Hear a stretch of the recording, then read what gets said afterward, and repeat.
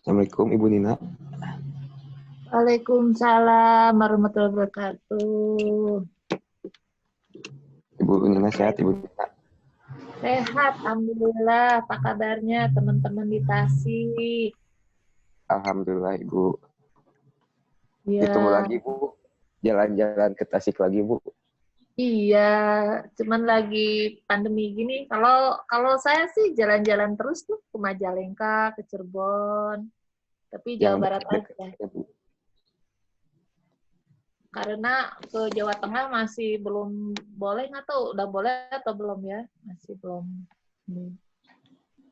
Udah mulai banyak sih Bu yang mudik juga gitu, yang pulang pergi.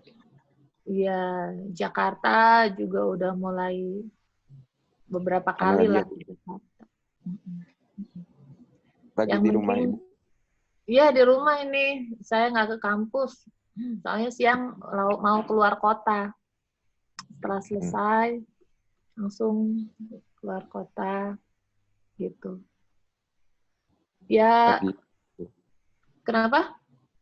lagi sibuk ya Bu, sekarang sibuk-sibuknya Ibu. Ya sibuk begini aja. Banyak, karena Zoom itu multitasking ya. Jadi, bukan Jul. Model komunikasi sekarang itu kan dengan adanya COVID-19, komunikasinya jadi virtual. Nah, sementara virtual itu kan bisa multitasking jadinya. Kalau secara konvensional itu kan kita bertemu tatap muka, hanya satu badan kita gitu kan di Iya. situ. Nah, kalau sekarang modelnya online kan bisa, kalau kita punya komputer dua, ya dua-duanya bisa on, asal linknya berbeda. Kita punya handphone, saya kalau di jalan pakai handphone. Jadi sekarang bisa lebih tambah padat dan bisa sampai malam gitu kan. Tadi malam aja baru selesai jam 10, jam 11 itu meeting gitu. Jadi enggak enggak kenal harus kapan saja bisa. Cuman memang nggak enaknya begini, pas lagi meeting kita sambil online kan nggak enak. Iya ya Bu. Telepon sini headset, yang handphone ini satunya headset apa, muka lagi real life gitu kan, jadi kepalanya mesti bagi-bagi cabang. Iya, benar-benar multitasking itu ya Bu. Ya, multitasking. Itu memang latihan namanya sensory integration. Jadi kalau di dalam tubuh itu kan bisa sambil ini, sambil itu, sambil itu. Ketika waktu kecil itu kan, kalau saya kan perempuan suka diajarin ngakel, kalau kata bahasa Sundanya ngakel kan? Tahu Ngakel, ngakel? ngakel sangu Bu. Ya, sangu, ngakel sangu. Di Iya, iya, tahu, Boboko, tahu. sekarang kan udah nggak ada tuh kayak begituan. Di Udah Boboko enggak Bu. ya, saya diajarin nih pegang gayung nih ya, pegang gayung. Satu lagi pegang hit ya, gegeber kan. Gini-gini itu harus mahir. Awalnya nggak bisa, tapi berikutnya bisa. Itulah model multitasking secara uh, tubuh ya. Tubuh bisa multitasking apa-apa aja. Nah, kalau sekarang multitaskingnya otak. Ke sini, ke sono, nggak nyambung. Jadi kalau teman saya, kalau saya udah jawabnya nggak nyambung, berarti wah ini lagi macem-macem.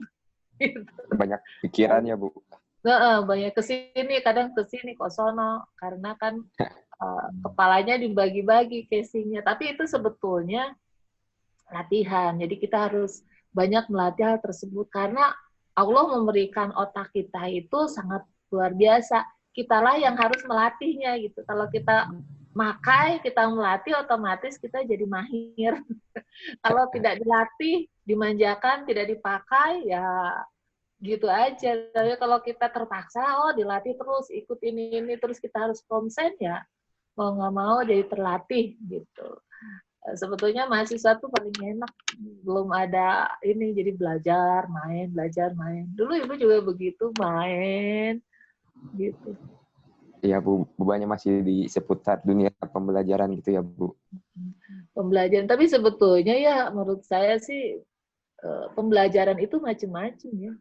Pembelajaran, ini belum mulai kan, masih kongko-kongko kita. Iya Bu, belum. Ya, masih kongko-kongko aja. Kongko-kongko aja kita. Kan kita seusiaan, saya juga masih milenial pada zamannya. Milenial. Kalian milenial, saya kolonial pada zamannya. Itu ada. Senior ya Bu? Milenial. Senior. Saya sebetulnya ada kurikulum vitae 1 halaman yang bisa dibacain. Sebentar saya cari dulu. Ya gitu. Tadi saya cerita sampai mana? Pembelajaran itu bisa secara akademik sama non-akademik. Akademik itu bukan hanya belajar di kampus. Jadi saya sarankan sambil belajar bekerja itu keren sekali. Kenapa? Itu latihan multitasking tadi. Latihan memetakan waktu bekerja. Latihan manage waktu kan di situ kan. Latihan implementasi akademik, ya kan? Jadi keren sebetulnya. Ada orang, dulu saya sambil kuliah juga terakhir-terakhir saya kerja dimarahin orang tua. Emangnya orang tua nggak mampu ngasih uang katanya gitu. Tapi sebetulnya saya salut dengan anak-anak yang kuliah sambil kerja. Karena disitulah sebetulnya wahana ya, wahana. Betul Bu. Kalau kampus itu kan ada paribahasa negara kecil lah Bu gitu. kampus itu miniatur negara gitu. Jadi bisa menjelajahi kemana aja gitu. Iya. Mana ya? Pernah tuh kalau kayak begini suka lupa dulu tuh. Aku tuh ngisi materi mana aja. Udah bikin nanti cari ya. Saya cari di sini. Mana nyarinya ya? CV aku.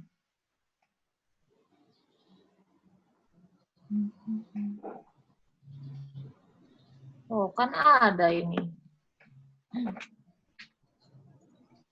Yang ini yang PowerPoint. Ada yang PowerPoint-nya.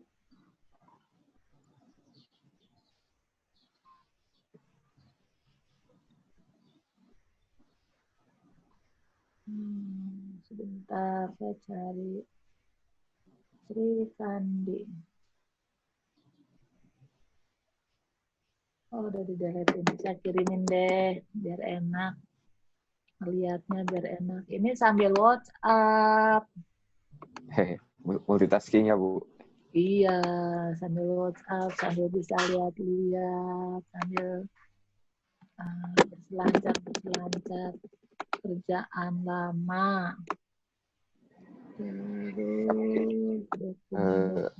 Ya. Waktunya sudah mau dimulai ya. Saya kasihkan lagi ke moderator Stephanie. Silahkan Stephanie. Nah, ini saya kasih PowerPoint CV saya ya di WA.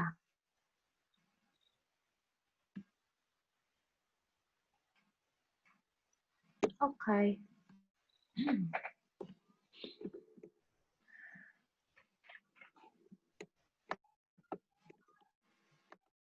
Silakan. CV-nya yang pakai PowerPoint ya.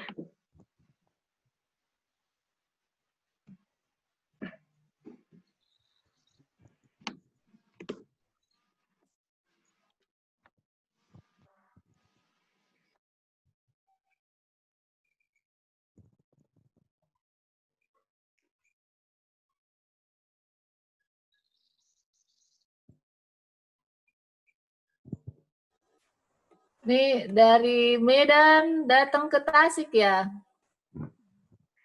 Ya, selamat pagi Bu, selamat pagi teman-teman, selamat pagi untuk semua yang udah hadir. Hari ini kita akan melaksanakan webinar dengan judul mengenali pangsa pasar, mengenai sentimen analis. Hari ini materi kita akan dibawakan oleh Ibu Nina. Kalau saya nggak lupa, kita juga udah pernah ketemu ya Bu, waktu seminar di Unsil secara live ya. Ya, secara live itu saya senang sekali bertemu. Bisa apose-apose, bisa jalan-jalan kiri kanan. Oke, Ibu sehat? Alhamdulillah sehat. Sehat, senang sekali bisa bertemu teman-teman semua. Oke, untuk CV Ibu sendiri boleh saya bacakan ya Bu. Ibu Nina, Dr. Nina Kurniati Hikmawati SE MM. Lahir di Majalengka 4 Maret 1969, pendidikan terakhirnya S3 Doktor Ilmu Manajemen FEB dan Lemhanas 2020. Wah, benar-benar. Masih milenial sepertinya ya Bu ya? Ya. Masih baru dan masih fresh. Oke, riwayat profesionalismenya Ibu dosen Unikom dan oponen ahli S3 program Doktor di DIM FEB Unpad, aktif di beberapa kegiatan sosial, komisaris, founder, dan ketua beberapa perusahaan di yayasan. Tim implementasi rekomendasi dari beberapa kementerian Republik Indonesia, tim nasional lembaga akreditasi mandiri atau LAM, Infokom, dan PJJ MOK Aptikom. Organisasinya diantaranya ada IAAI, Aptikom, Permatani, dan lain-lain.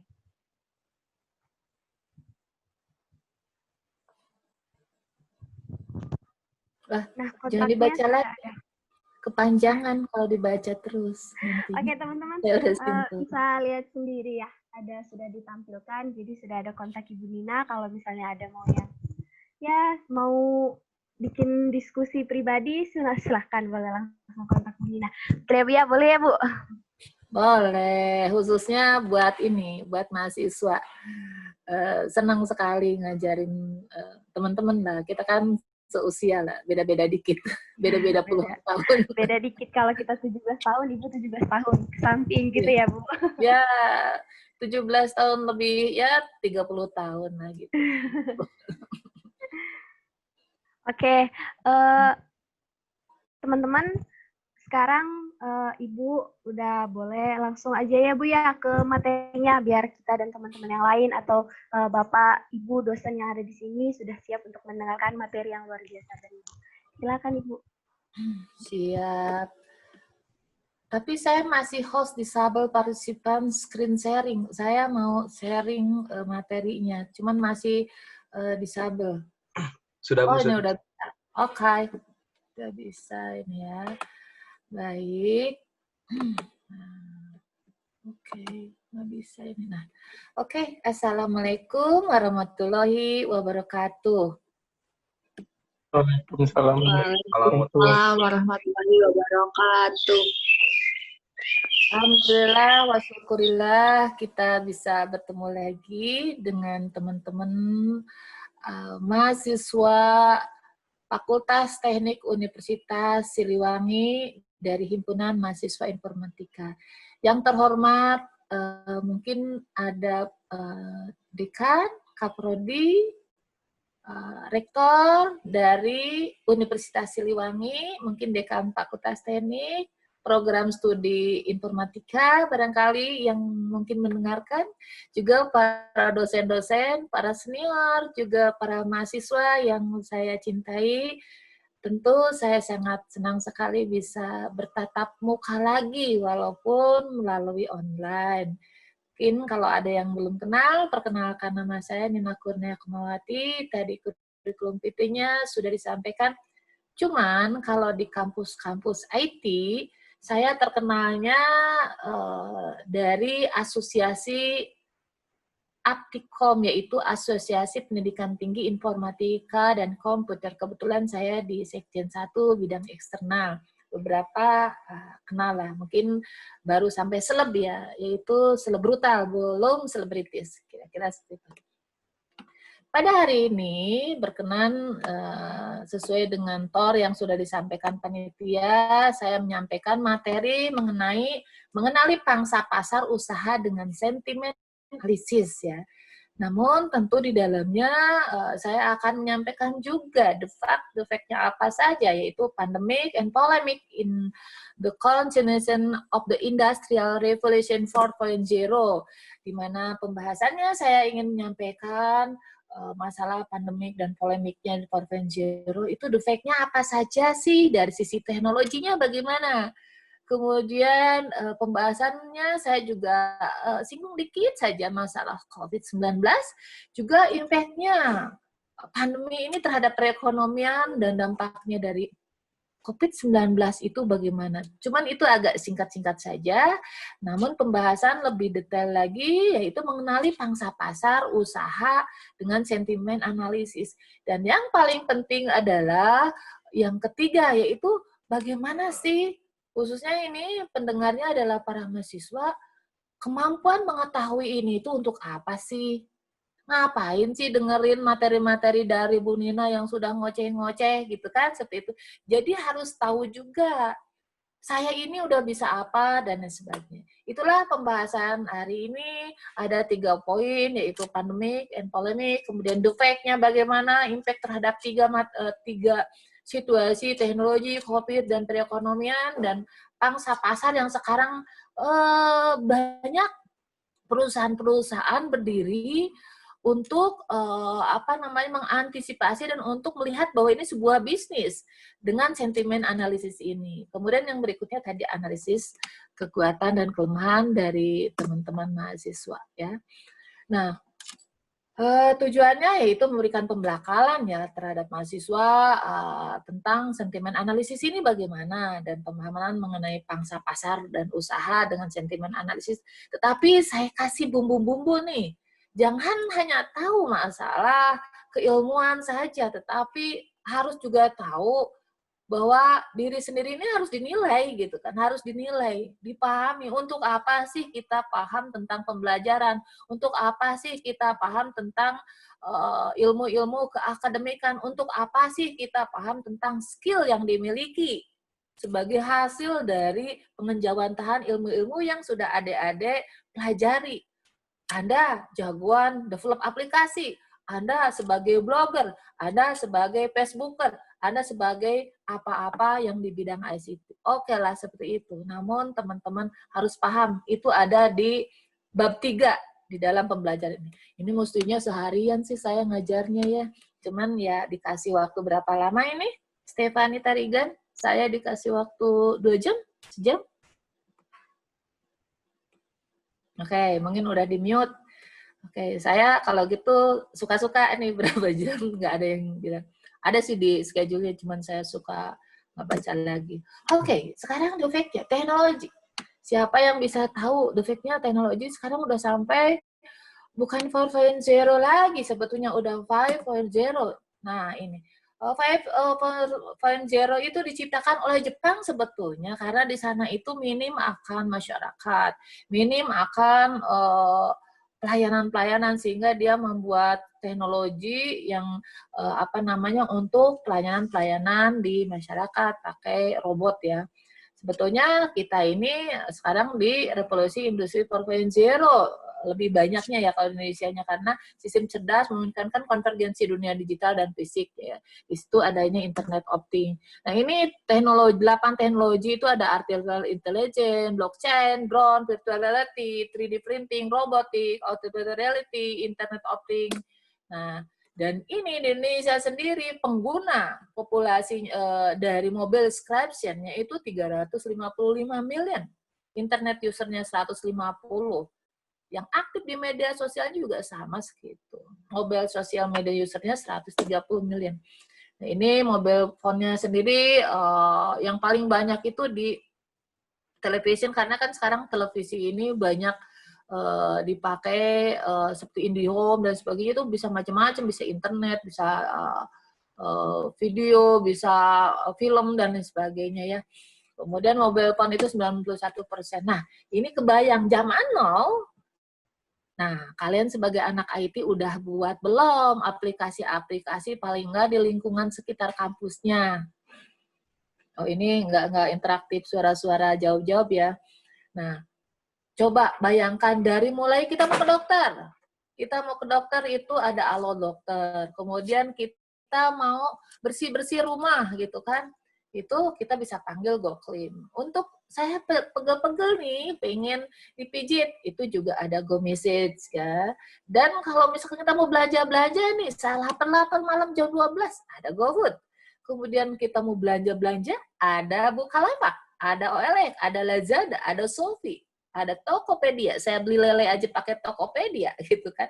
Ada tukang kebun saya suka lele, ya saya belilah lewat Tokopedia. Kemudian kita mau nonton, ada joke, flick, dan sebagainya. Inilah gambaran situasi sekarang ini, apalagi dengan zaman COVID. Modelnya seperti ini ya, pengiriman pakai GoSend dan sebagainya. Ini hal seperti inilah harus dicermati oleh adik-adik semua, sehingga kita paham, sekarang ini lagi zamannya apa sih? Sekarang ini saya bisanya apa sih? Sekarang ini saya bisa memberikan kontribusi apa? Paling enggak buat diri sendiri, juga buat masyarakat lingkungan sekitar. Di sekitar kita ada UMKM. Oh iya, ada teman saya yang di Kepulauan Riau, mahasiswanya itu dapat puluhan juta itu sebulan. Dia gara-gara broker. Dia lihat lingkungan sekitarnya, jualan teh, jualan ikan, dan sebagainya. Dia hanya broker aja, dia jual gitu ya. Melalui aplikasi, dan alhamdulillah, dia tidak memproses sebuah produk, tapi dia hanya menjembatani. Ada juga bisa melakukan seperti itu. Oh, ini menyeramkan kah? Iya dong, karena sekarang suara kuntilanak tidak takut lagi. Yang menakutkan itu adalah suara batuk. Lebih menakutkan daripada suara kuntilanak. Benar nggak sih, teman-teman? Bener Benar banget. nggak? Benar banget. banget. Kalau ada yang batuk, pasti lari terbirit-birit itu kan. Terbirit-birit ya. Karena sekarang kondisi COVID ini yang kayak begini. Ada yang batuk, langsung pasti kabur itu. Nah, itu kalau udah kuntilanak ya lumayan lah masih bisa hidup gitu kan. Nah, ini COVID di sini sebetulnya kan masalahnya banyak ya, krisisnya ada family health-nya, ada ya personal health-nya. Pokoknya dia memberikan dampak yang luar biasa terhadap kesehatan ya. Tapi bukan hanya kesehatan aja, psikologis, orang ketakutan, diam di rumah aja, takut kemana-mana gitu kan, ada yang seperti itu. Ya, kemudian masalah decline ekonomi, pertahanan keamanan, dan kemarin ada masalah PSBB itu kan lumayan tuh, dengan adanya PSBB kita nggak bisa kemana-mana. Saya biasanya dulu paling rajin tuh keluar pulau malah ke Bali, ke Lombok, kemana-kemana kan saya bantuin kementerian tuh implementasi macam-macam ya. Sekarang nggak bisa. Kemarin juga Kumham mestinya di 34 provinsi. Sekarang Jakarta, katanya besok lusa di Jogja. Pokoknya Jawa-Jawa aja, karena mereka pun takut. Karena waktu itu kapan hari mau ke Palembang, tiba-tiba ada pegawai yang dari Palembang meeting di Kumham, pulang-pulangnya kena COVID, karena kan nyebrang lewat kapal laut. Jadi ya sudahlah katanya di Jawa-Jawa saja. Jadi inilah dampak COVID ya, 19. Tapi adik-adik, nggak usah khawatir. COVID itu jangan menjadikan sesuatu yang negatif. Malah kita ambil hikmahnya, ambil sesuatu yang bermanfaat, dan ambil peluang. Yang penting itu, mahasiswa harus bisa melihat ambil peluang. Karena biasanya mahasiswa itu aktif, kreatif, antisipatif, dan sebagainya. Pokoknya keren lah mahasiswa sekarang itu. Benar nggak sih? Wah, nggak ada yang jawab. Bener nggak? Bener, ya. Benar.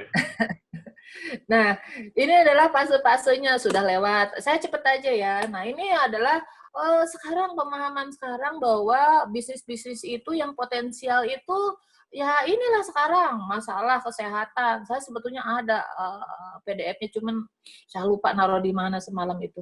Masalah kesehatan, masalah food processing, karena sekarang katanya kita tuh harus memiliki uang, simpan uang, nyimpan emas, sama punya tanah. Kenapa? Karena yang sekarang yang paling penting itu adalah hidup, gitu kan? Hidup. Hidup itu kalau misalkan kita di Korea, di Singapura, dan lain sebagainya yang kering kerontang, susah kan? Di Indonesia kan yang penting kan kita bisa makan, harus ada uang. Kalau habis uang, jual emas. Kalau habis jual emas nggak punya apa-apa, ada tanah, ya tanamlah di situ. Survival banget gitu kan? Seperti itu. Nah inilah kira-kira gimana nih mindahinnya.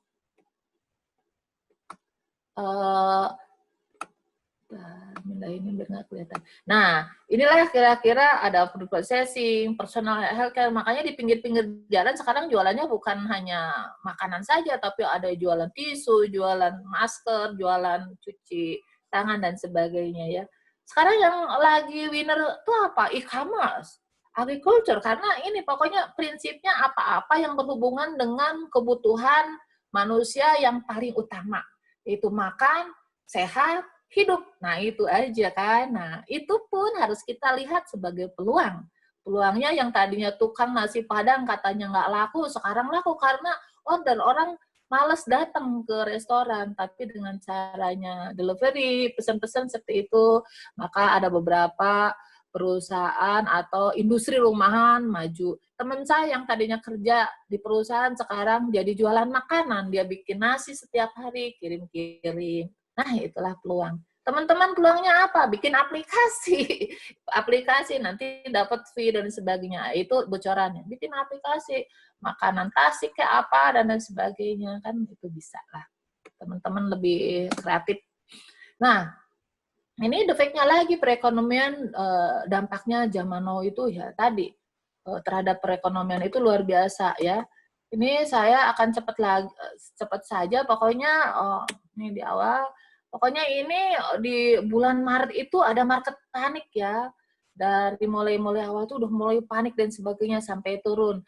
Ya itu. Kemudian di sini US dollar juga udah mulai menurun ya dan sebagainya. Pokoknya ini akibat dari COVID 2019 outbreak ya. Ini luar biasa karena terinfeksi seluruh dunia itu banyak sekali dan Indonesia juga sekarang udah menembus 100 ribuan lebih ya. Saya biasanya hari-hari ngikutin, sekarang udah bosen ngikutinnya. Nah ini juga coronavirus ini membuat krisis juga di Indonesia gitu kan. Sangat luar biasa dan ini catatan triwulan 1 aja ya di Indonesia perekonomian global maupun Indonesia itu merasakan sebuah kontraksi yang luar biasa efek-efeknya dan saya punya data-datanya nih dari BPS ya, nanti dapat dilihat ya karena kalau saya ceritakan satu-satu lumayan banyak nih. Pokoknya terjadi inflasi untuk masalah perekonomian ini bisa dibaca nanti ya. Ini sumber-sumbernya valid lah, saya dapat dari BPM dan sebagainya nih. Struktur pertumbuhan PDB menurut lapangan usaha juga ada. Tuh lapangan usaha yang lagi tren nih, adik-adik mahasiswa bisa lihat jasa keuangan asuransi. Itu kan kenapa? Karena kan sekarang itu ya karena ketakutan mereka diasuransikan. Informasi dan komunikasi cukup besar. Nah ini jasa kesehatan dan kegiatan sosial. Ini lihat ya, tren-tren seperti inilah yang harus kalian lihat sebagai defeknya gitu kan. Fakta-fakta di lapangan seperti inilah, jasa kesehatan dan kegiatan sosial, informasi dan komunikasi ya. Kemudian jasa keuangan dan asuransi itu ranking yang paling tinggi. Ini datanya valid loh. Jadi adik-adik bisa melihat seperti ini.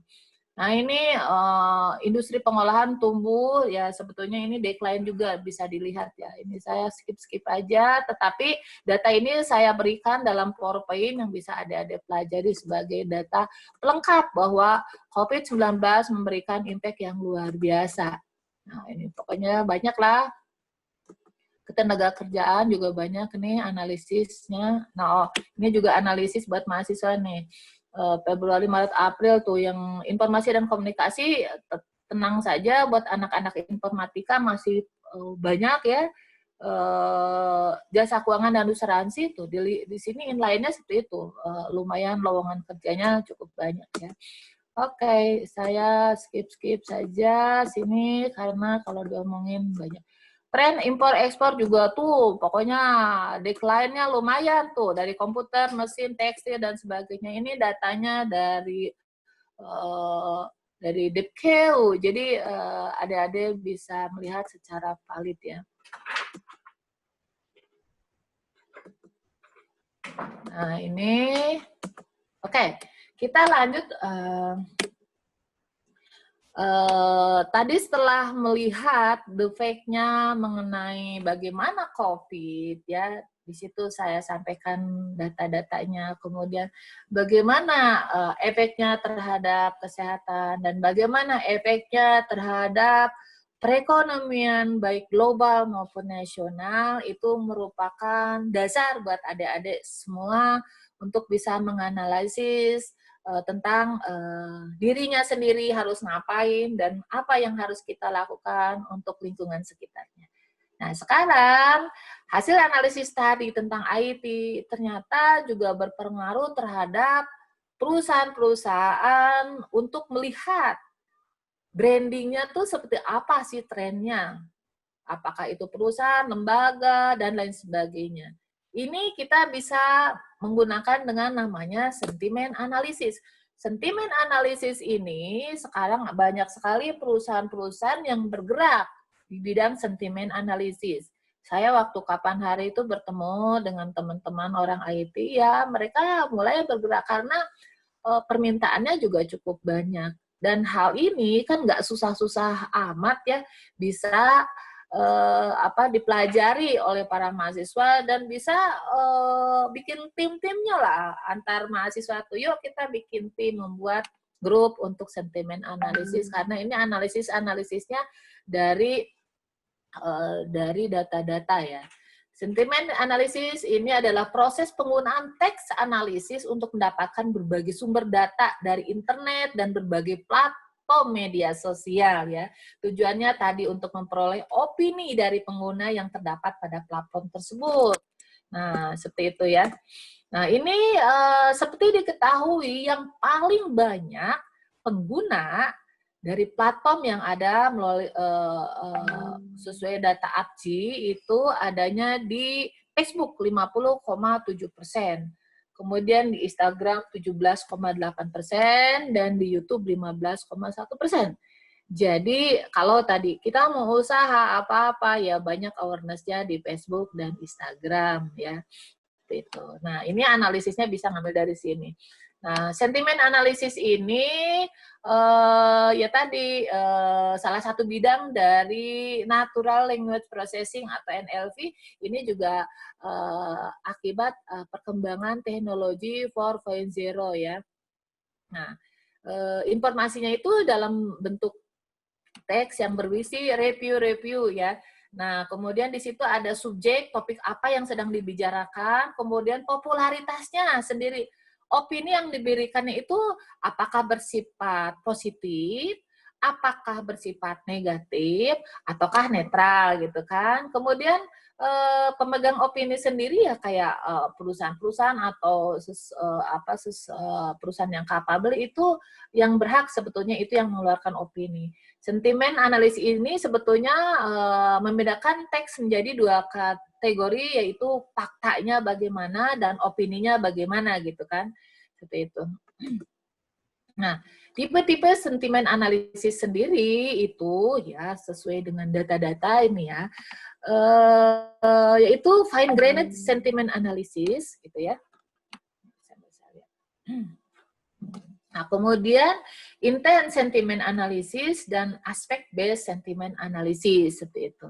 Dan di sini sendiri ada cara kerja sentimen analisis sendiri itu ada berupa klasifikasinya bagaimana itu mengklasifikasikan dari data-data.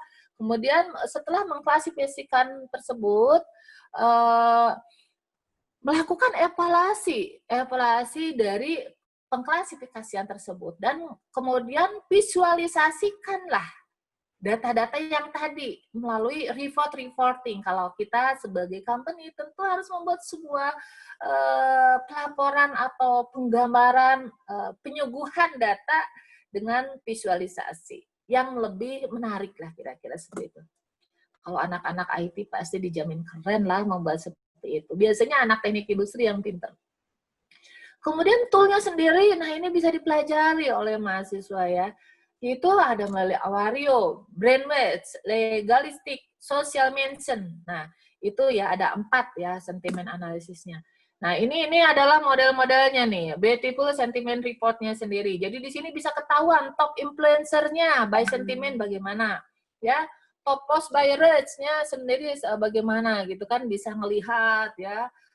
Saya ini udah posisi di mana sih perusahaan tersebut, kita olah dan kita berikan report-reportnya nih, company ini begini. Nah, saya dulu kan pernah nyalek nih ceritanya ya. Nah, ini perlu banget, saya ini posisinya di mana sih saya sebagai caleg. Nah, ini seperti ini, bisa pakai analitik seperti ini. Kemudian popular location-nya, oh yang sekarang lagi, anak-anak zaman now kan sekarang yang lagi tempat Instagramable yang di mana sih kalau di Tasik? Saya belum tahu nih di Tasik kalau ada tempat Instagramable saya pengen main. Rencana tanggal 12 saya mau main ke Terasering Majalengka. Di situ ada Curug Ibun. Kalau ada yang tahu Instagram saya, follow aja, cari Nina Kurnia Hikmawati. Itu banyak sekali lokasi-lokasi yang saya datengin dan saya bikin view-nya yang keren-keren gitu kan. Saya sampai bawa fotografer itu ke sana. Jadi tempat Instagram dan di sini contohnya ya bisa dianalisis oleh sentimen analisis ini. Kemudian kita bisa juga melihat sentimen mana sih Twitter and Instagram sentimen. Ini bisa terlihat seperti itu. Ya, kemudian YouTube sentimen, Facebook page and group sentimen. Nah, ini juga real time mention tracking-nya juga bisa kelihatan ya melalui email, mobile alert dan new mention-nya. Bagaimana mention-mentionnya ini saya di mention berapa sih, berapa ribu sih gitu kan. Orang-orang yang siapa tuh penyanyi yang terkenal itu kan, yang anak muda itu. Soalnya bukan zaman now sih, jadi saya kadang suka lupa. Nah, kalau saya zaman baheula harpe malahulu kayak gitu-gitulah, Yuni Sara. Nah, kalau anak-anak sekarang kan beda. Nah, di sini ya real time mention tracking-nya ada schedule report email, ya ada macam-macam lah, ada 3 ya. Nah, sebetulnya ini lebih ke arah akademiknya sendiri. Goals-nya itu memahami arti kebutuhan sentimen analisis ya, text mining. Nah, ini kebutuhan sentimen analisis sendiri seperti ini. Sosial media, berbagi informasi, opini publik, ya peran pengawasan. Ini yang sebetulnya tadi juga saya sudah sampaikan. Nah, di sini ada keyword-nya, ada visualnya, bagaimana text mining-nya. Tadi sesuai dengan yang saya sampaikan adalah mengklasifikasikan ya. Nah, ini pemilihan keyword-nya sendiri ya, menemukan kata kunci. Ya, makanya suka ada hashtag, dan seperti itu. Itu penting juga untuk menentukan di akhir tentang analisis tersebut. Ya, pemilihan sumber datanya tadi saya sudah sampaikan, apakah lewat Facebook, Twitter, atau Google gitu ya. Instagram, dan sebagainya. Kita bisa tahu juga, saya di Google itu trennya udah seperti apa sih, gitu kan. Kalau belum tren, berarti belum narsis, gitu kan. Seperti itu. Jadi buatlah tren dari mulai sekarang, adik-adik. Sebelum membuat perusahaan analisis seperti ini, bikinlah tren diri sendiri dulu, udah bisa apa belum, gitu kan, seperti itu. Oke, kita lanjut. Nah, text mining untuk sentiment analysis tadi, di dalamnya ada pembelajaran statistik, ada pembelajaran artificial intelligence, ada pattern recognition, dan tentunya semua berdasarkan basis data. Ya, di sini text mining juga mempengaruhi dalam analisis ini, di mana di dalamnya ada komputasional, ada visualisasi, ya, ada machine learning, basis data, asosiasi sekuensial seperti itu. Nah, ini tadi ya untuk analisis menggunakan text mining sosial media Twitter sebagai controlling pasar pariwisata Indonesia. Ini contohnya, menentukan topik pilihannya bagaimana, menentukan keywordnya, menentukan sumber data untuk sentimennya. Nah, ini contoh dari Twitter. Kalau kita mencoba melihat ini mana sih yang paling happening, katakanlah apakah Danau Toba, Tanjung Kelayang, Pulau Seribu, Borobudur, Wakatobi ya, atau Morotai gitu kan, mana sih? Nah, itu bisa kita lihat ya, bisa melalui macam-macam sih. Ini salah satunya, misalkan melalui Twitter untuk studi kasus pemilihan destinasi wisata paling populer gitu. Boleh mencoba kecil-kecilan di Tasik, destinasi wisata yang paling instagramable di Tasik, kan bisa seperti itu. Oke, nah, sampai di situ tadi tentang pembelajaran dari analisis yang sudah disampaikan ya, dan tentu semua yang dipelajari tadi itu harus ada sesuatu yang membuat sesuatu yang berarti bagi kita semua. Pertama, apakah dengan mengetahui keilmuan tersebut, kita mau menggeluti ilmu tersebut, gitu kan? Apakah kegunaan dari mengetahui keilmuan tersebut, terus saya harus bagaimana, gitu kan? Coba, mana tadi moderatornya? Atau nanti sambil diskusi aja ya. Nah, menurut adik-adik sangat ringan kan mempelajari keilmuan seperti tadi, cuman tadi how to implemented-nya. Tentu bagaimana sih cara kita mengimplementasikannya tersebut dari keilmuan-keilmuan yang kita pelajari. Ya, pertama kita harus mengetahui analisa kekuatan dan kelemahannya. Kita sendiri bisanya apa sih gitu kan. Kemudian peluangnya sendiri di luaran seperti apa sih? Tadi saya sudah sampaikan defek-defeknya, dan itu bersumber dari beberapa instansi yang memang capable. Jadi itu bolehlah adik-adik bisa menganalisis seperti itu. Jadi yang pertama kita harus melihat defeknya dulu, dan kedua keilmuannya. Kemudian ketiga, saya bisa nggak sih melihat analisa kekuatan dan kelemahannya. Tentu kekuatan kita tuh bisanya apa? Oh, saya bisanya coding. Oh, saya bisanya desain. Oh, saya bisanya tahu nih cara-caranya untuk menganalisis dan sebagainya kan.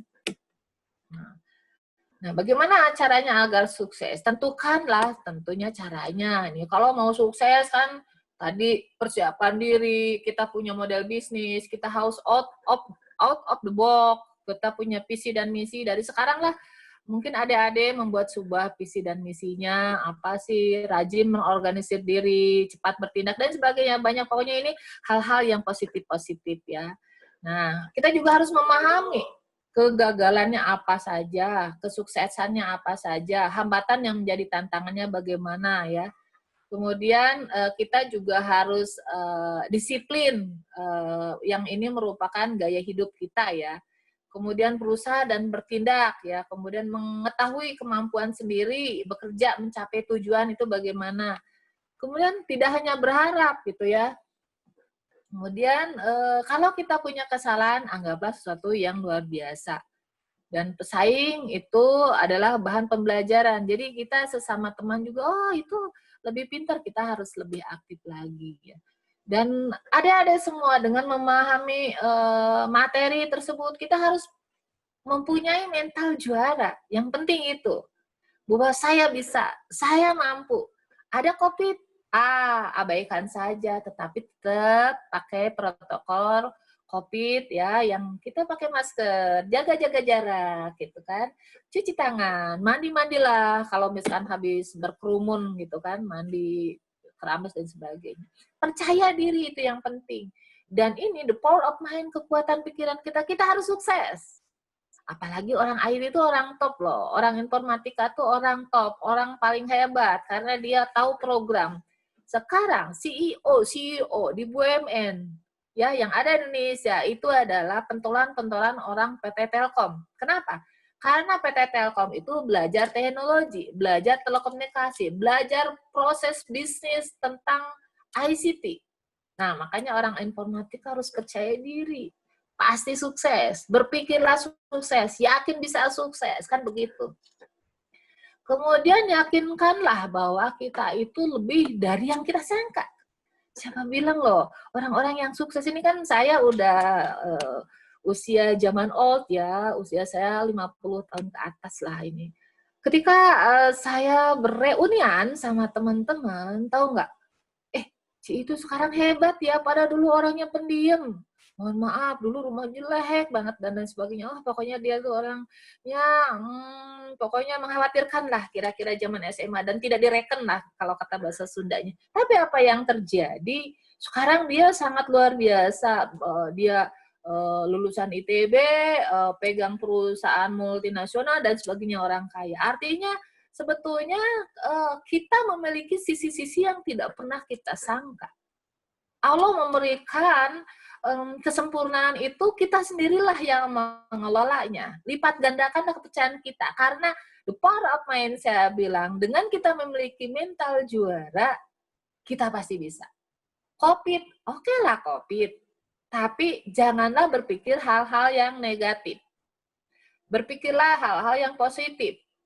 Siapkanlah strategi kita, mahasiswa, untuk ke depan. 30 tahun ke depan, 50 tahun ke depan, kita mau jadi apa? Dari situlah kita tarik mundur. Coba saya tanya, mahasiswa yang benar itu mahasiswa yang gimana sih?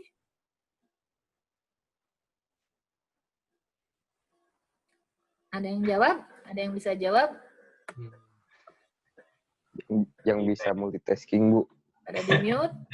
Mahasiswa yang benar adalah mahasiswa yang lulus ya. Nggak ada yang jawab, saya jawab sendirilah. Benar, Bu. Multitasking. Ini saya masih bersuara kan? Masih, Bu. Masih. Saya suka trauma, saya udah ngoceh-ngoceh, taunya nggak pada didengar. Halo? Ya, Bu, ada, Bu. Ya, Bu. Kedengeran kan? Ya, kedengaran, Bu. Halo. Ya, sip. Soalnya saya suka trauma, sudah ngoceh-ngoceh, ternyata saya tidak terdengar. Gitu. Alhamdulillah kalau terdengar. Nah, tadi mahasiswa yang benar itu adalah mahasiswa yang Lulus. lulus. Yang lulus. Tadi saya kedengar kan ngomong-ngomong nggak bisu kan? Kedengeran, Bu. Kedengeran, Bu. Asik. Ternyata saya pakai ini speakernya mati, jadi nggak kedengeran juga. Saya lepas. Nah itu, mental juara harus dimiliki oleh para mahasiswa, oleh anak muda, oleh nanti adalah penerus-penerus bangsa. Kenapa? Tantangan ke depan akan lebih berat lagi dari zaman saya. Zaman saya itu zaman yang masih suka main congkak, suka sepintrong, suka main ke sawah, suka main ke sungai. Nah, kalau sekarang main sungai-sungaian, main sawah-sawahan lewat gadget ya, seperti itu. Kayak seperti sekarang kan meetingnya juga meeting virtual gitu kan. Jadi tantangannya luar biasa. Kita harus aktif, kreatif. Tapi yang penting tadi harus selalu positif dan mental juara gitu kan. Karena bagaimanapun juga kita mencari sebuah kesuksesan. Suksesan sendiri macam-macam. Ya, sukses spiritual, sukses finansial, sukses kesehatan, sukses keluarga, sukses sosial. Boleh pilih yang mana suksesnya. Kira-kira seperti itu. Nah, menjadi seorang yang sukses, selain tadi mempelajari sebuah materi, yakinlah bahwa Anda itu bisa sukses. Tetapkanlah sasaran, buat rencana tindakan, bertindak, lakukan kaji ulang, tindak lanjuti, dan tentukan kesuksesnya itu. Karena investasi masa depan itu adalah knowledge, itu pengetahuan. Dan pengetahuan itu bukan hanya secara akademik saja, gitu kan. Secara non-akademik itu sangatlah penting. Keterampilan, skill. Kalau kita nggak latih-latih, nggak hanya membaca dan sebagainya, keterampilan itu penting. Karena keterampilan juga itu harus dilatih. Makanya tentukan dari sekarang, apapun, sesuatu yang positif, sesuatu yang bisa membantu akademisnya, sesuatu yang membantu kesuksesannya yang tadi, apa yang ditentukan, itulah kita harus menentukan. Kemudian tekniknya juga ada, attitude-nya juga penting. Zaman sekarang karena anak-anak itu jarang bergaul, jadi kadang dari sikapnya juga agak kurang gitu kan. Mainnya di kamar aja, main gadget aja, sehingga bergaul itu agak kurang. Saya salut dengan hima-hima itu karena saya juga dulu aktivis ya, aktivis di kampus dari zaman SD, SMP, SMA, S1, S2, S3, saya terus-terusan aktivis. Tapi kalau aktivis politik sih saya enggak lah. Yang penting kita bisa melakukan sesuatu.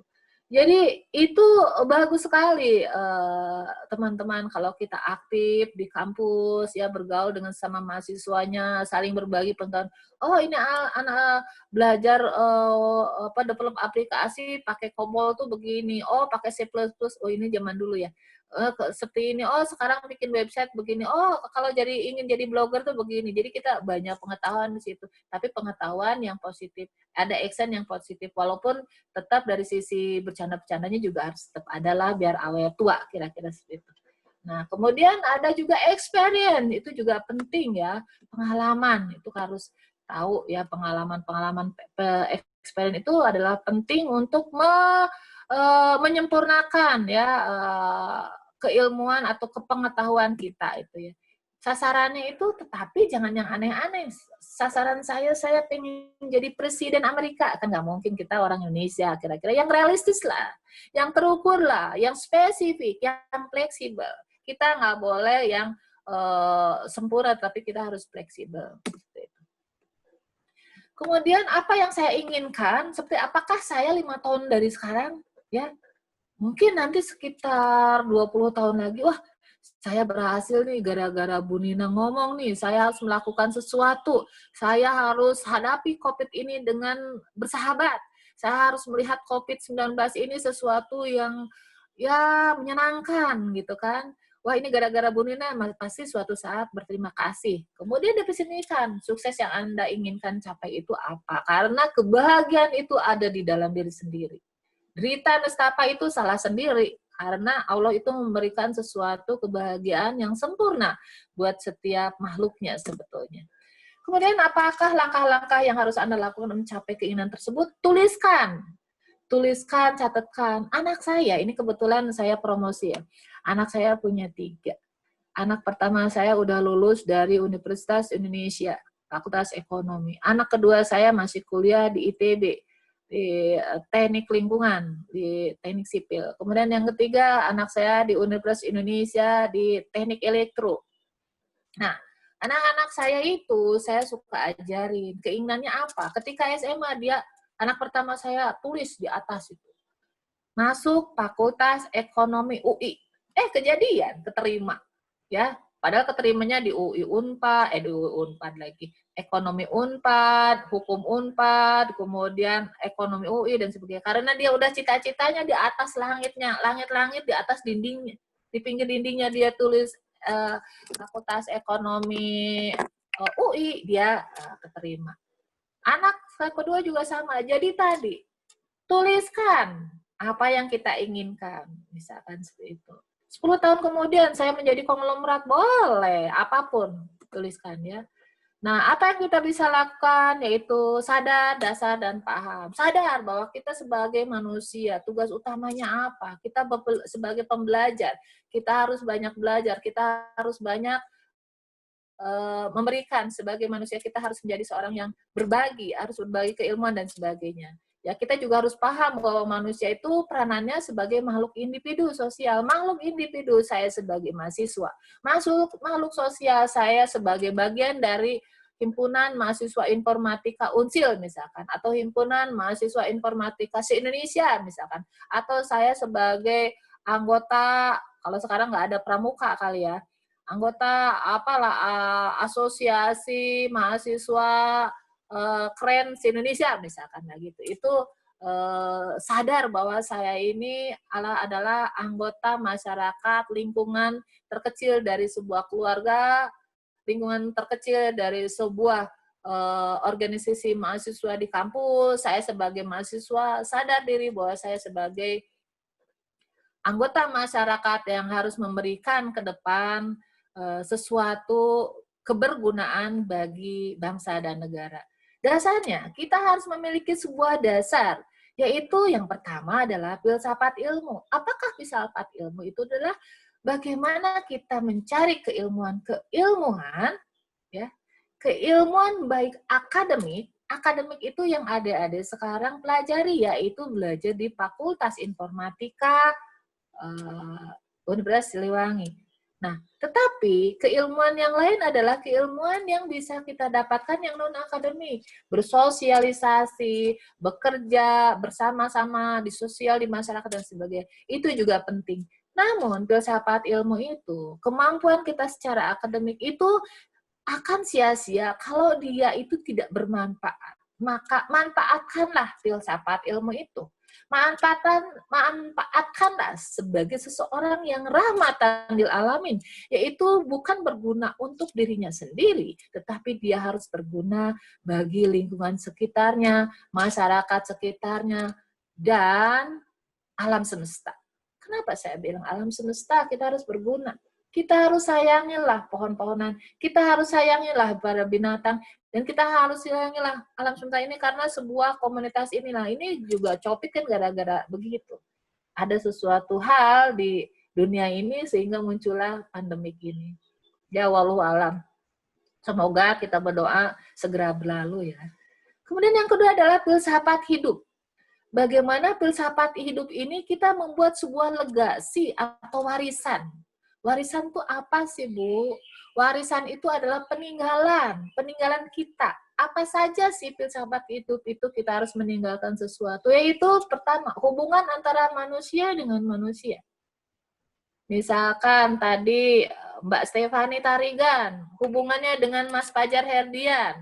Bukan hubungan apa-apa ya, tetapi hubungan sesama teman. Dia harus baik.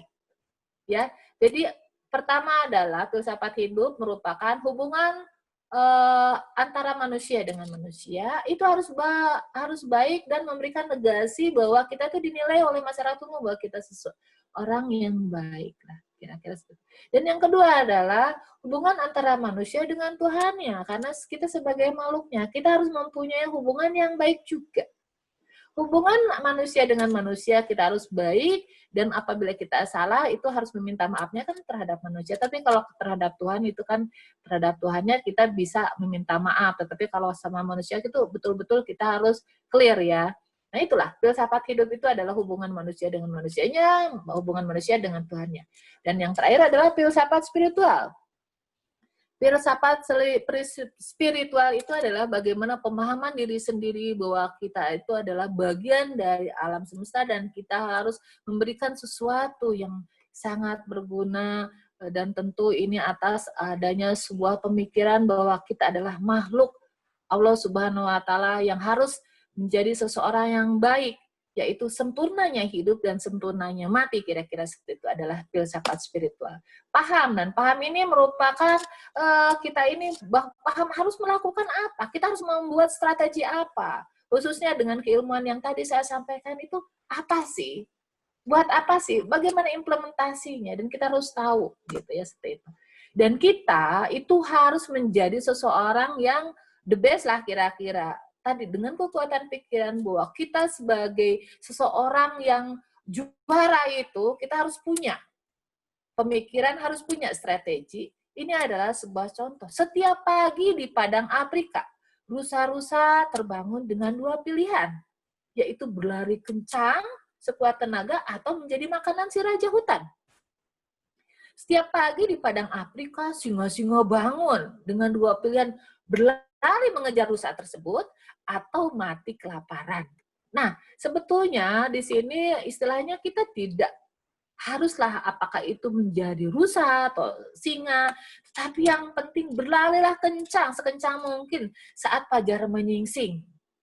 Adik-adik semua, COVID-19 ini membawa kita sebuah kesadaran bahwa kita itu harus sadar bahwa kita hidup di dunia inilah seperti inilah. Kita harus struggle terhadap diri sendiri, bagaimana kita bisa makan, bagaimana kita menjaga kesehatan, dan inilah sesuatu penting, dan kita bukan sebagai follower, tetapi harus bangun setiap pagi, dan kita paham kita harus berlari sekuat tenaga untuk mendapatkan keilmuan dan untuk mendapatkan kemanfaatannya seperti itu. Dan mereka yang mampu bertahan dalam menghadapi tantangan perkembangan zaman dan globalisasi tadi sampai dengan 5.0 itu bukanlah mereka yang terkuat, melainkan yang mampu beradaptasi, yang mampu menyesuaikan dengan keberadaan zaman. Kalau zaman now itu dengan zaman digitalisasi, itu kita tidak mengikuti, ya mungkin kira-kira bakal ketinggalan lah. The power of mind yang saya sampaikan itu, yaitu haruslah menjadi seseorang yang bermanfaat. Rahmatan lil alamin, bermanfaat bukan untuk dirinya sendiri, tapi untuk sesama manusia, dan tadi saya sampaikan untuk alam semesta. Raihlah filsafat ilmu, filsafat hidup, ya kalau bisa sampai ke filsafat spiritual, menuju kesuksesan dan kebahagiaan abadi, menjadi manusia sukses di era 5.0, mandiri secara ekonomi, dan dia bisa berdamai dengan adanya COVID-19. Nah, itu mungkin yang bisa saya sampaikan. Semoga materi saya mengenai sentimen analisis yang merupakan bagian dari paparan saya, karena saya tidak ingin hanya menyampaikan paparan secara akademik saja mengenai sentimen analisis ini apa, tetapi saya juga ingin menyampaikan bahwa hal yang lain itu perlu. Menganalisis diri sendiri itu perlu. Bagaimana kita membuat strategi-strategi agar sukses for your life, seperti itu. Demikian dari saya, Ibu Moderator, Mbak Stephanie Tarigan. Terima kasih. Wassalamualaikum warahmatullahi wabarakatuh. Oke, terima kasih Bu buat materi, buat ujangan yang luar biasa kayak gini ya. Di sini kita akan melakukan sesi tanya jawab. Metodenya itu raise hand atau boleh ditanya langsung di kolom chat kita. Saya akan beri waktu 5 menit untuk yang ingin bertanya kepada Ibu Nina, saya persilahkan.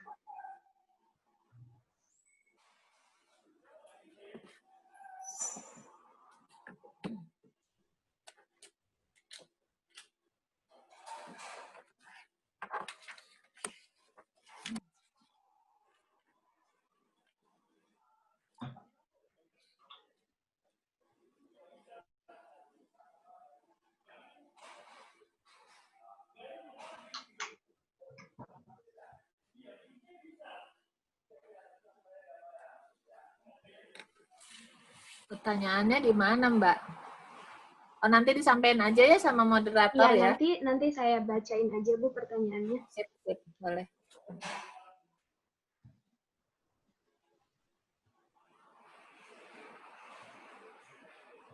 Oh, maaf.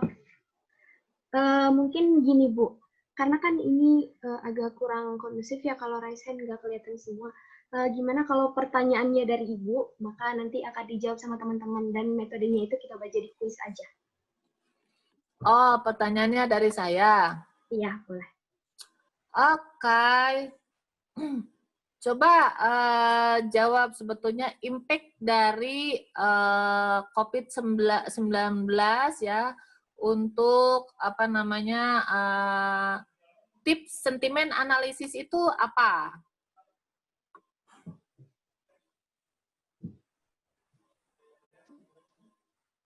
Nah, untuk teman-teman partisipan, pertanyaannya adalah tips untuk sentimen itu apa? Nah, untuk teman-teman yang mau jawab, boleh langsung chat dulu atau raise hand, nanti teman-teman panitia boleh arahkan ke yang mau menjawab pertanyaan. Untuk teman-teman yang mau menjawab,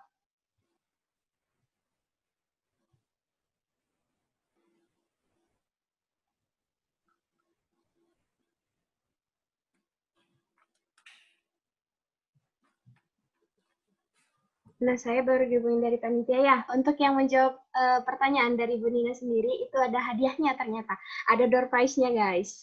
Ada dong, biar seru. Nah, untuk teman-teman yang mau menjawab, boleh silahkan dijawab pertanyaan dari Bu Nina. Kalau dulu saya ngasih itu ya, ngasih pulsa ya, inget nggak? Iya, inget Bu. Pokoknya kalau dari Bu Nina itu pasti selalu ada hadiahnya, teman-teman semuanya. Iya.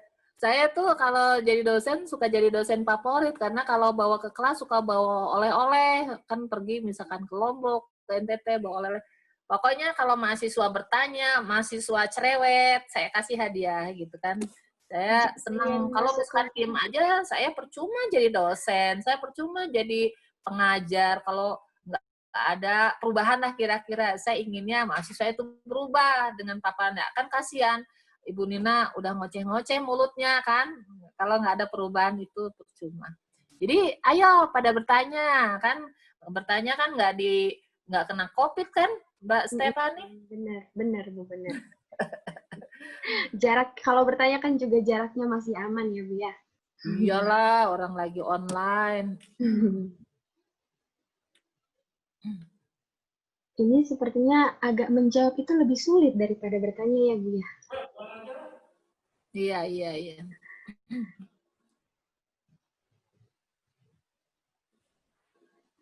Ya, silakan.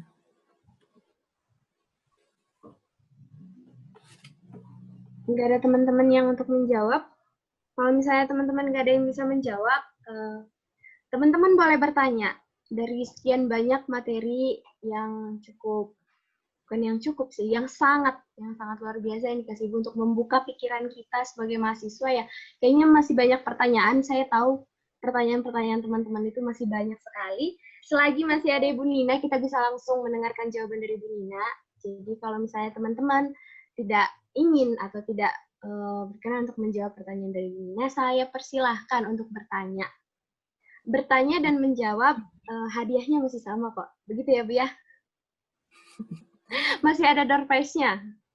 Pokoknya gini, kalau malu-malu nanti saya tuh ada Dede Rusman raise hand. Tuh siapa tuh? Dede Rusman. Oke, ini ada satu pertanyaan Bu dari teman kita namanya Aai dari Universitas Siliwangi.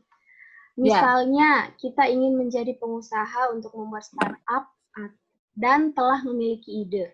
Namun kita hanya memiliki modal skill dalam sentimen analis dan skill informatika saja, sementara untuk membuat startup kita dituntut untuk memiliki keahlian lainnya.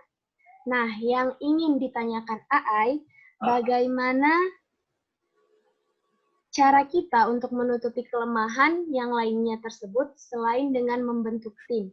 Dan apakah kita bisa menjadi leader namun kita sadar diri hanya memiliki kemampuan dalam hal teknis saja? Itu pertanyaannya. Oke. Saya jawab ya, pertanyaan yang sangat hebat dan selalu ditemuin oleh para mahasiswa. Kita bisa melihat itu udah bagus, sudah menggunakan teknik SWOT analisis, yaitu kekuatan, kelemahan, peluang, dan tantangan. Kekuatannya mahasiswa memiliki kemampuan, memiliki memiliki kemampuan berupa skill, ya, untuk develop aplikasi lah, kira-kira seperti itu. Namun tidak punya yang lainnya gitu kan. Tentu yang lainnya itu kita harus memiliki leadership, ya, pasti itu harus menjadi seorang pemimpin.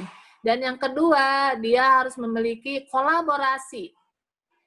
Kolaborasi itu bagaimana membuat sebuah jaringan, ya. Jaringannya itu ya tadi untuk partnership, pendanaan itu kan untuk bikin marketplace dan sebagainya perlu SDM, ya, perlu SDM. Kemudian yang berikutnya lagi perlu ya biaya-biaya lainnya. Nah, itu sebetulnya di Bandung itu ada semacam digital valley gitu ya, semacam itu. Itu sebenarnya bisa ke situ, masuk ke komunitas di situ. Telkom sendiri menyediakan ke tempat gitu kan. Di situ nanti kita bikin startup dan sebagainya. Atau kita cari CSR dari perusahaan-perusahaan juga ada. Kita bikin proposal dan sebagainya, mengirimkan pendanaannya seperti apa. Nah, kalau KUR, kredit usaha rakyat itu kan kebanyakan untuk petani, nelayan, dan sebagainya. Tapi untuk ICT memang belum ya, tetapi ke pemerintah sendiri ada melalui Kominfo ada regulasi-regulasi yang memang harus dicari ya infonya. Tetapi yang jelas tadi pendanaan-pendanaan tersebut sebetulnya pertama bisa melalui regulasi kampus. Ketika saya di Telkom University dulu membolehkan mahasiswa meminjam uangnya ke kampus. Banyak 25 juta per anak. Jadi kalau misalnya grupnya berempat itu bisa 100 juta gitu kan. Itu contoh jadi artinya kampusnya sendiri membuat sebuah regulasi. Yang kedua bisa pendekatan melalui digital valley. Di Jawa Barat itu ada di Bandung ya. Dulu tuh ada namanya INTI dengan namanya RISE gitu ya. Kemudian di Jogja juga ada, di Bali juga ada. Jadi itu kita harus tahu, kita harus punya collaboration teknik gitu. Jadi kita harus paham mencari informasi-informasi dan pendekatan-pendekatan seperti itu. Atau kita cari CSR tadi. Nah, disitulah untuk pendanaan barangkali bisa diajukan oleh kita. Kalau misalkan digital startup-nya tadi bagus, why not gitu kan. Nah, cara lain selain kita mencarikan sponsor, kita juga mencarikan pendanaan sendiri-sendiri.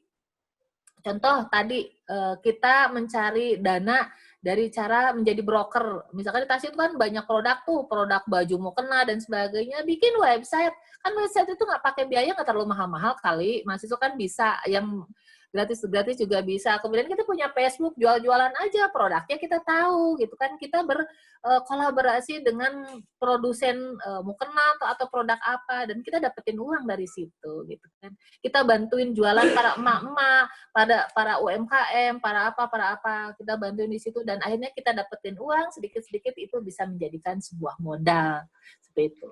Dan banyak lagi macam-macam. Tapi intinya tadi kita harus mempunyai SWOT analisisnya sendiri, kemudian kita harus mempunyai strategi kolaborasi atau bekerja sama untuk create monetize pendanaan buat kita membuat startup.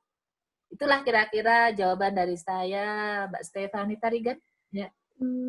Oke, jawabannya gimana? Untuk yang bertanya, Aai, apakah sudah? Oh, terima kasih Bu atas informasi dan jawabannya dari Aai. Nah, yang kedua, tadi ada yang raise hand, Dede Rusman. Boleh langsung ditanyakan saja kepada Ibu, boleh dinyalakan mic-nya.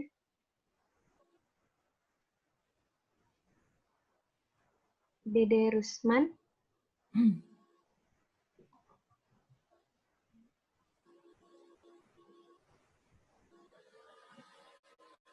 Oke, sepertinya... udah keluar. Oh, udah keluar katanya, Bu. Apa tuh? Baik, untuk hari ini, untuk sesi tanya jawab. Masih ada Fajar. Oh, masih ada satu lagi, Bu. Sentimen analis itu seperti analisis sekilas. Menurut Ibu, dampak buruk dari sentimen analisis itu sendiri apa? Gimana? Sentimen itu?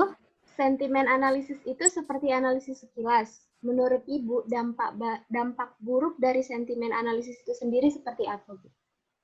Dampak buruk tuh kalau ada negatifnya, misalkan hasil dari sentimen analisis itu nggak bagus ya, jadinya nggak bagus gitu kan. Nah, makanya sentimen analisis ini kan sebetulnya untuk menentukan positif, untuk menentukan negatif, atau untuk menentukan ya tidak negatif atau positif atau normal biasa saja. Nah, kalau negatif kan dampaknya terhadap perusahaan tersebut jadi negatif, jelek gitu kan, itu dampak negatifnya.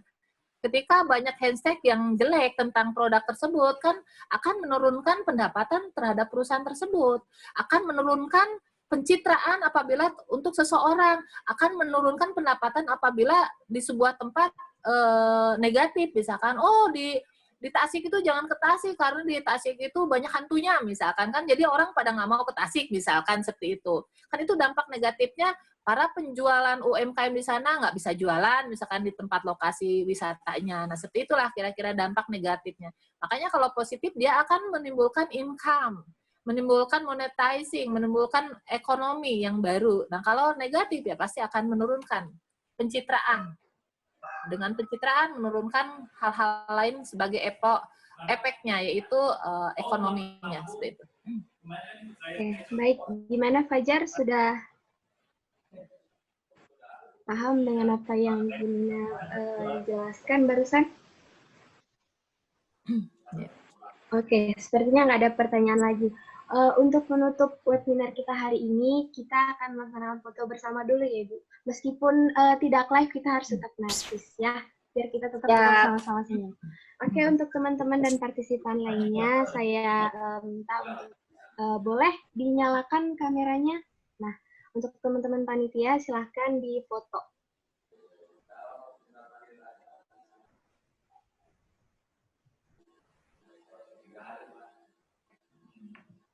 Teman-teman panitia sudah siap? Saya akan... Oh, katanya Bu, dikeluarin dulu PPT-nya, Bu. Oh iya, sorry.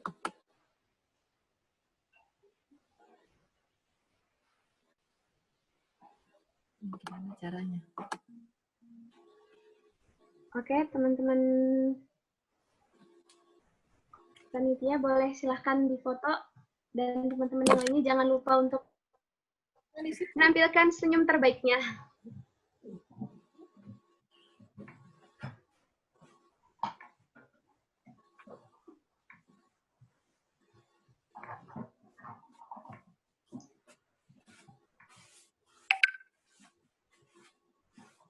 Gimana teman-teman panitia, sudah? Ya, sudah. Oke, baik. Untuk menutup webinar kita hari ini, sedikit dari apa yang sudah dibilang Ibu Nina, yang Ibu Nina sampaikan hari ini, saya menangkap sedikit saja untuk quotes kita. Tantangan semakin berat. Mari siapkan mental kita, dimulai dengan berpikir positif, dan mulai dengan tindakan-tindakan yang bertahap dari hal-hal yang kecil di sekitar kita. Mari kejar sukses yang kita idamkan. Mari sadarkan diri, pelajari dasarnya, dan pahami apa yang kita inginkan. Dan jadilah singa yang gagah dalam mengejar dan memperjuangkan mimpi-mimpi kita. Sekian untuk webinar hari ini.